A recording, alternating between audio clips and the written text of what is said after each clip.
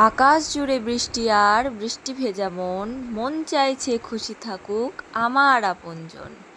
নীল রঙে আকাশ এখন মেঘে ঢেকে কালো, আমি আছি দারুণ, বন্ধু তুমি থেকো ভালো। এই রকমই বৃষ্টি ভেজা দিনের ভিডিও নিয়ে চলে আসলাম, আর সাথে গরম গরম খিচুড়ি, তাও আবার সবজি দিয়ে, মানে পুঁই শাক দিয়ে। হঠাৎ করে ইচ্ছে হলো আজকে পুঁই শাক দিয়ে, মানে ইউটিউবের থেকে। আর পাশে হচ্ছিল বেগুনি, তো বেগুনটা ছিল ছোট, সেই জন্য গোল গোল করে বেগুন কেটে নিয়েছিলাম, আর একটু বেসন ছিল, সেটা কিছু লঙ্কা দিয়ে মানে ভাজবো, আর এটা ডালটার বড়া করব। তো চলো, বেগুনি ভাজা কমপ্লিট করে ফেলেছি, এবার লঙ্কাগুলো ভেজে নিই। আমি হচ্ছি লঙ্কা প্রেমী, লঙ্কা খেতে খুব ভালোবাসি, তাই ভেজে নেব লঙ্কাগুলো। তারপরে গরম খিচুড়িতে জমিয়ে খাবো।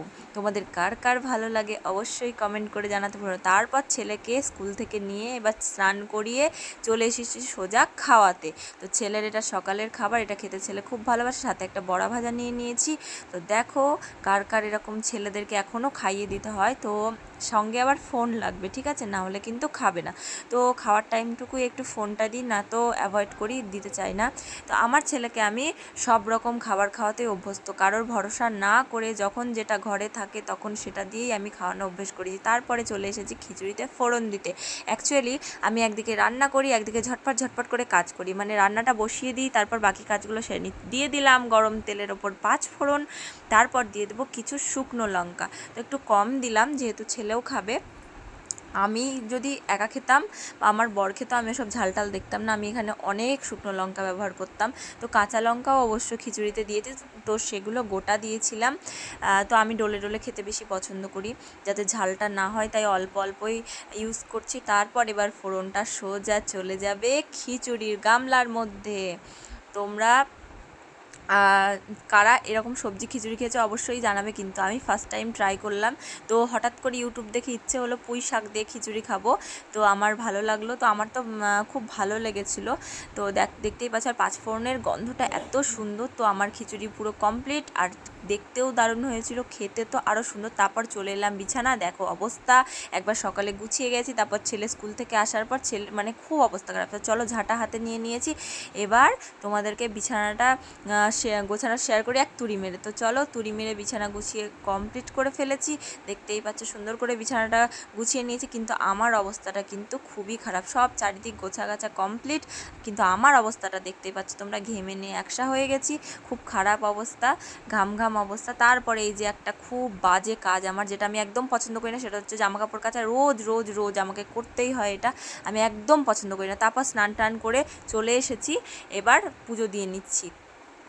তো আমার ঘরে আমার যেটুকু জায়গা আছে, তো সেটুকু জায়গাতে তোমরা এর আগেও দেখেছো আমার ঠাকুরের জায়গাটা খুব ছোট্ট জায়গার ওপর ঠাকুর রাখি, তো সেখানেই একটু ঠাকুরকে পুজো দিয়ে নিচ্ছিলাম।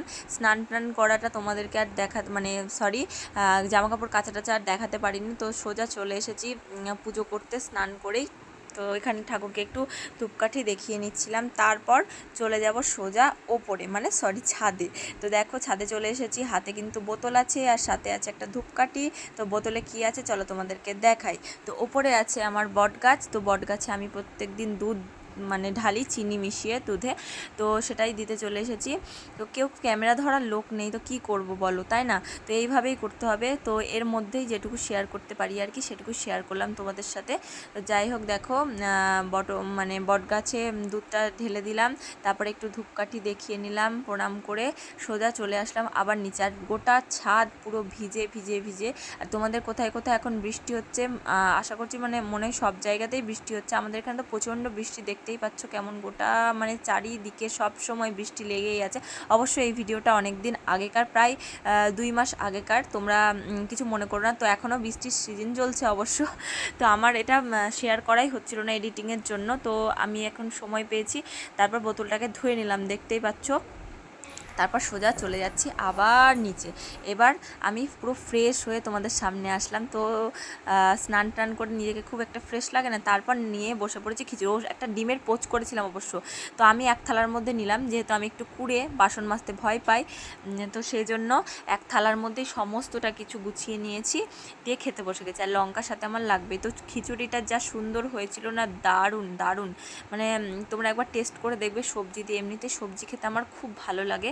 তো সবজি খিচুড়ি কিন্তু খুব ভালো লাগলো। তারপরে লেগেছিল আমার হচ্ছে ঠান্ডা, খাওয়া দাওয়া করে দেখো শুয়ে পড়েছি, আর মাথায় প্রচণ্ড ব্যথা, তার জন্য বাম নিয়েছি অমৃতাঞ্জন, এটা মাথায় লাগাবো। ছেলেকে বললাম একটু লাগিয়ে দিতে, তো ছেলে দুষ্টুমি করছিল। যাই হোক, এই যে অমৃতাঞ্জনটা একা একাই মাথার মধ্যে ডলে নিচ্ছি। তো ভিডিওটা যদি তোমাদের ভালো লাগে অবশ্যই লাইক কমেন্ট শেয়ার করো। আজকের মতো টাটা, নেক্সট ভিডিওতে